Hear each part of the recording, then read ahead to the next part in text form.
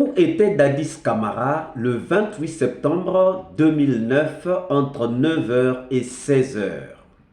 Pensez-vous, comme il l'a dit à la barre, qu'il était tranquillement dans sa chambre toute la journée avec Makambo, alors que les bérets rouges, les gendarmes, les policiers et les miliciens massacraient la population au stade? Dans cette vidéo, vous allez découvrir la vérité.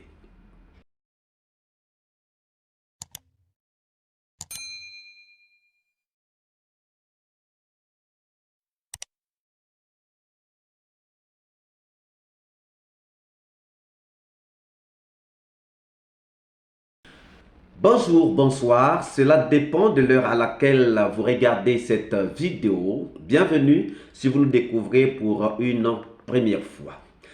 Chaque jour qui passe nous amène des révélations sur les procès des massacres du 28 septembre 2009.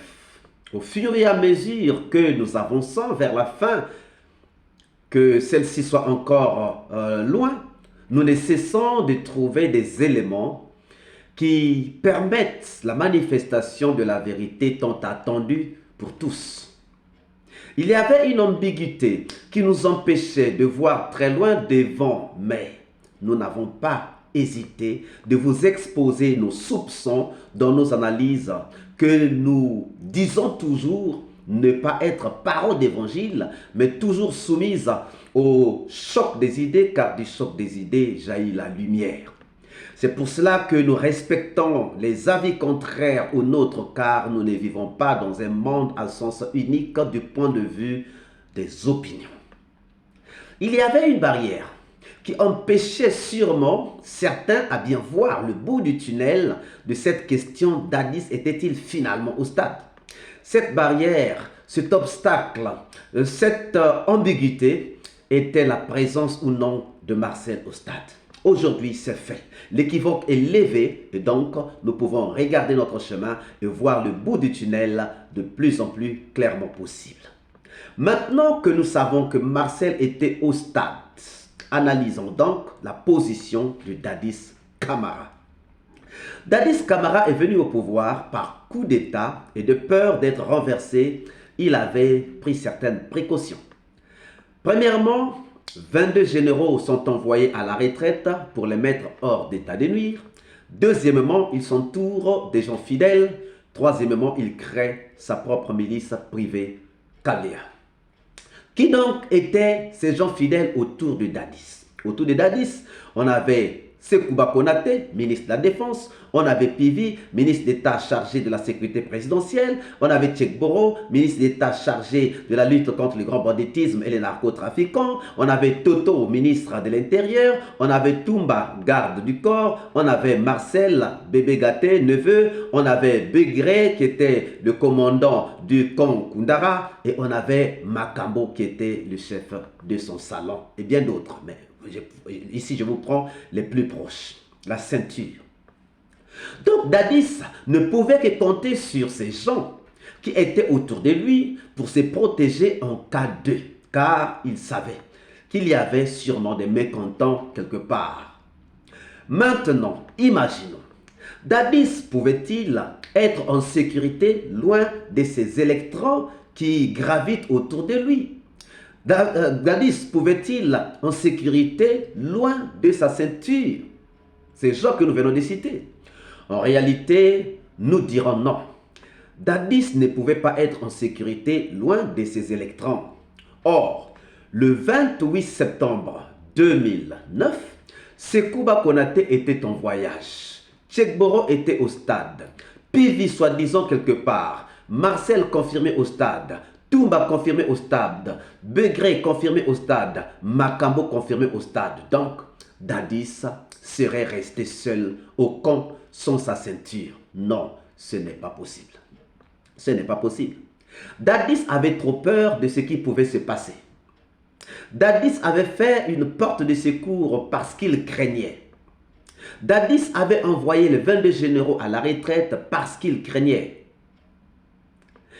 Et surtout qu'il y avait une manifestation de l'opposition ce jour-là à cause de sa supposée candidature, il y avait à craindre. Comment donc Dadis pouvait-il oser rester seul au camp ce jour-là alors que toute la ceinture était hors du camp? Dadis n'était pas au camp. Mais où donc était Dadis?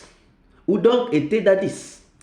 Dadis Camara a dit à la barre que lorsqu'on l'a empêché d'aller au stade, il est reparti dans sa chambre et comme témoin, il dit qu'il était avec Makambo toute la journée. Faisons maintenant des déductions. Première déduction.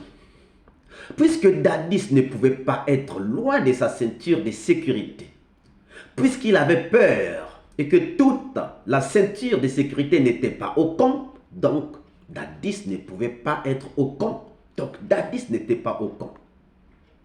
Deuxième déduction. Puisque Dadis était avec Makambo toute la journée, et puisque Makambo était au stade, donc Dadis était au stade. Troisième déduction. Pensez-vous que Dadis pouvait rester comme ça sans être préoccupé par la situation? Lui qui voulait aller au stade, on le lui a empêché. Et ne trouvant pas Makambo, ne trouvant pas Toumba, ne trouvant pas Marcel, ne trouvant pas Tchekboro, ne trouvant pas Pivi, Dadis allait-il rester sans appeler? Or, il nous a dit à la barre que c'est dans les après-midi qu'il a commencé à entendre que Toumba était allé au stade.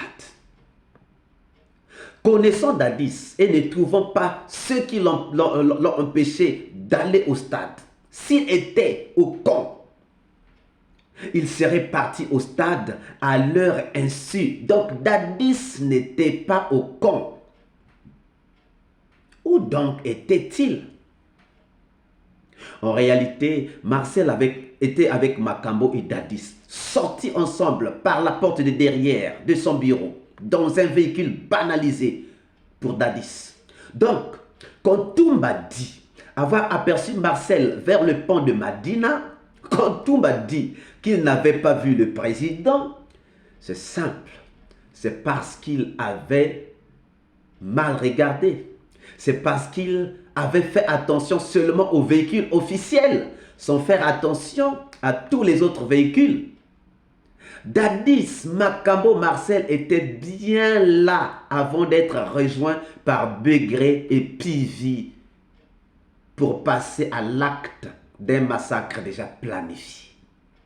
Donc, après le pont de Madina, puisque Toumba est passé, il fallait le poursuivre pour l'éliminer afin qu'il ne gâte pas le plan. Et c'était une occasion pour Marcel et Makambo de se découdre, de se libérer de Toumba qui était devenu trop encombrant.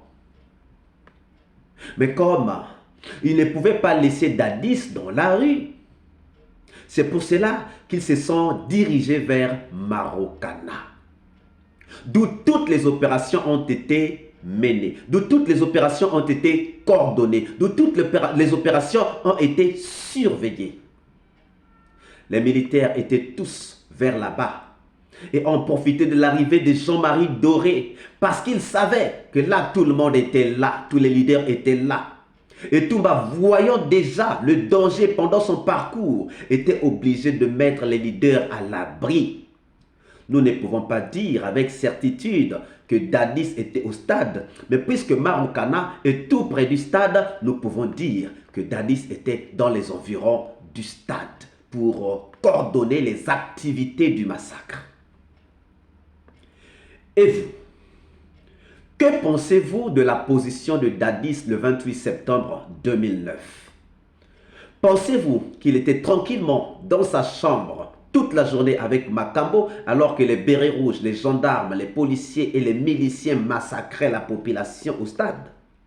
Dites-nous ce que vous pensez dans les commentaires, sans oublier de laisser vos pouces bleus, de partager dans les groupes et pages, et si vous n'êtes pas encore abonné, Nous vous prions de bien vouloir vous abonner sans oublier de cliquer sur la cloche de notification afin d'être toujours averti à temps réel de toutes nos publications. Quant à moi, je vous dis à très bientôt. Ciao!